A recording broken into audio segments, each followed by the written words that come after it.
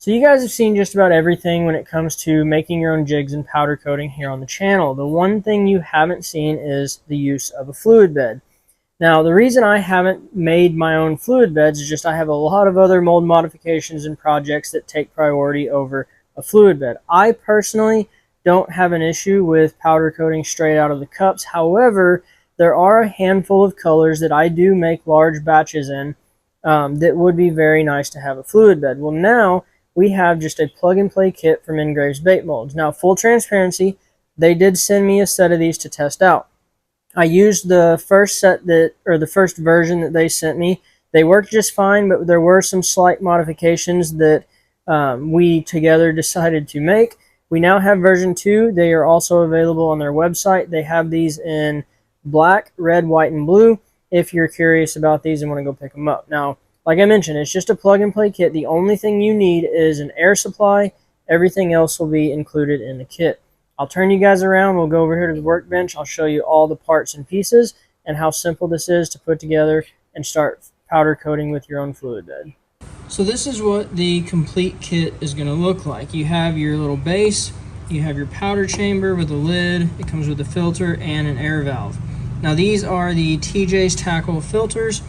The powder container, it's got a lip right here on the edge, and that's where when you push that filter in, it's going to rest up against that lip. Now it is a very tight fit to allow for a good seal between the filter and the powder chamber.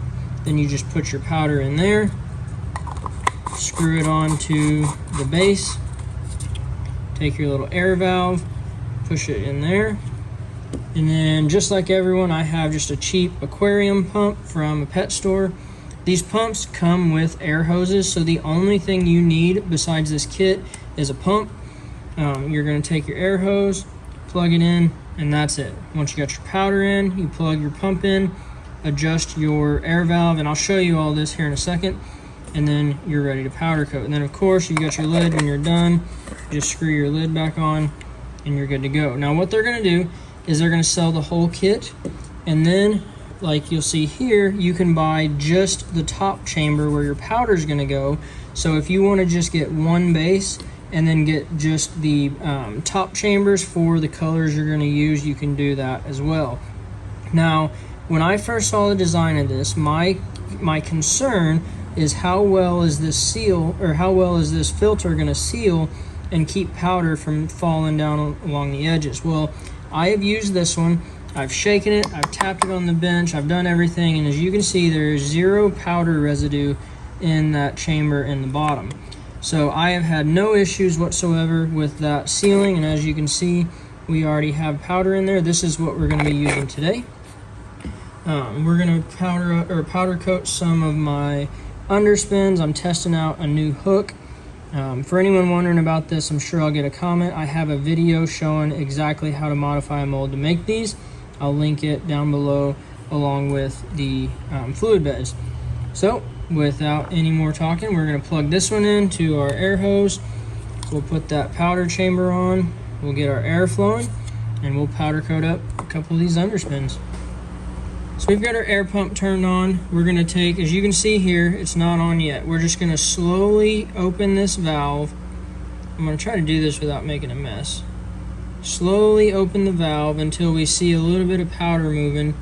And then what I do is I just shake the container, kind of tap it on the bench, because as you know, powder coat will kind of settle in like your standard Protect jars. The powder will settle.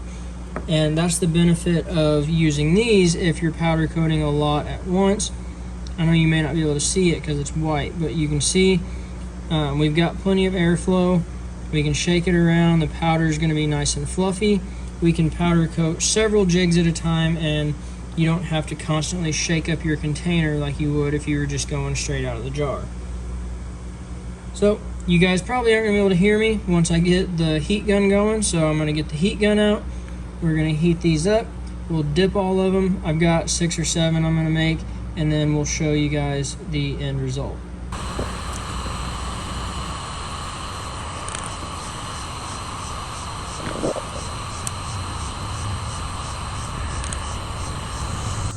And here's a good look at the end result. So as you can see here, the thing with especially the poison tail jigs and some of the others is the fine details. So the eye socket, this is a tiny hook eye.